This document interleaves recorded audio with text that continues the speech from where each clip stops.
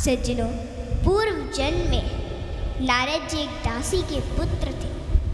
जब नारद जी का जन्म हुआ तो उनके पिताजी की मृत्यु हो गई। नारद जी ने अपने पिताजी का दर्शन नहीं किया था और नारद जी की माँ उन्हें संतों के आश्रम में लेकर गई और वहाँ संतों से जाकर के कहा कि महाराज, मुझे गाय का दूध निकालना आता है, सेवा करनी आती है, कृपया आप मुझे इस आश्रम में आश्रय दे दें। संतों ने वहाँ पे उनकी माँ को आश्रय दे दिया और अब नारद जी का वहीं पे लालन पालन हो रहा है।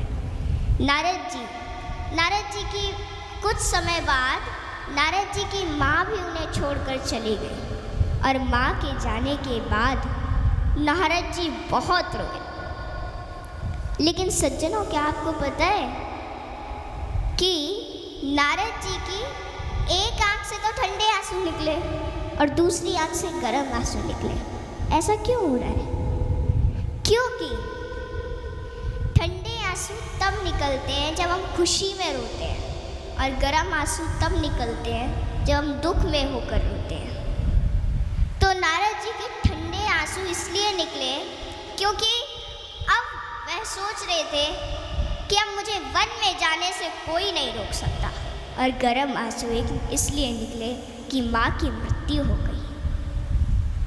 और नारद जी ने अपनी माँ की मृत्यु को परमात्मा की कृपा समझकर और परमात्मा की कृपा समझा और वे बद्री धाम में जाकर और बद्री धाम की गुफा में जाकर और नाचने लगे और इनके हृदय में गोविंद प्रकट हो गए और आज दासी पुत्र रामदास आज संत नारद बन गए। ये किसकी कृपा है? ये संतों की कृपा है। जब नारद जी वहाँ आश्रम में रहते थे तो नारद जी संतों के साथ भगवान का भजन किया करते थे। आप लोगों को तो यह पता होगा कि मीरा जी जब वृंदावन आई और वृंदावन आने से पहले जब राणा जी ने और लोगों ने उनसे पूछा कि तुम्हें क्या मिला संत बनकर, तुम्हारे पास सब कुछ था, हाँ, क्या मिला तुम्हें संत बनकर, तुम क्यों संत बन गई?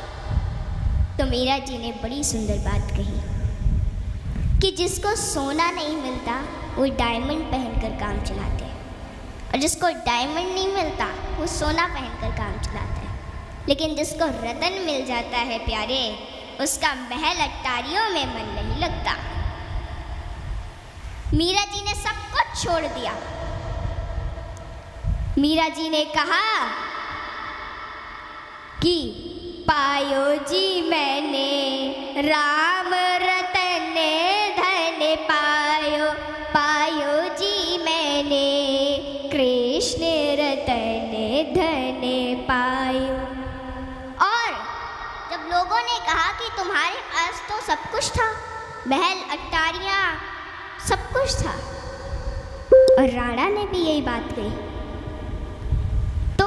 तो मीरा जी ने कहा कि राणा जी तेरे महलों में आग लगे, राणा जी तेरे महलों में आग लगे, मैं तो चली गोवर्धन राणा, मैं तो चली वृंदावन राणा, मेरे सोए भाग्य जगे, राणा जी तेरे महलों में आग लगे, राणा जी तेरे महलों में आग लगे।